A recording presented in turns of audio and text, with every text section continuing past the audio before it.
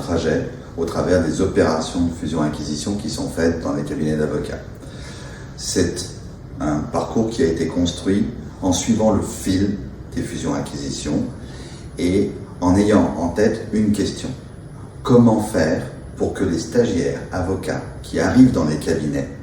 soient plus opérationnels, plus efficaces et se posent des questions qui, bien qu'ils soient parfaitement formés, ne leur viennent pas naturellement à l'esprit par manque d'expérience professionnelle.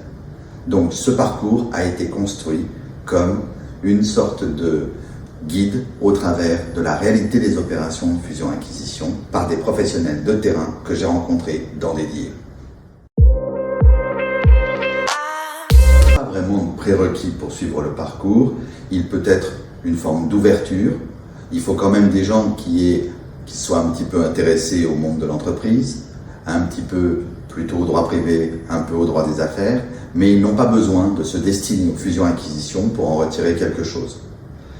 Si l'on a par contre en tête de participer à des transactions et de faire des FUSAC en cabinet, il va aussi permettre d'avoir une vision d'ensemble, pragmatique des deals et d'aller plus loin par les exercices de cas pratiques et donc il va permettre réellement de se positionner pour les premiers stages en cabinet.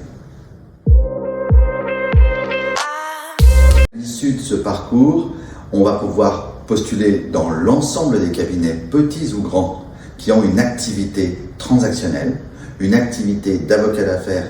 tournée vers les fusions-acquisitions, le private equity, le venture, c'est-à-dire l'ensemble des opérations d'investissement, de prise de participation ou de restructuration dans les entreprises. Ça peut être également du restructuring, des situations spéciales, de la fiscalité ou bien même l'ensemble des domaines de droit qui entourent les transactions entre entreprises.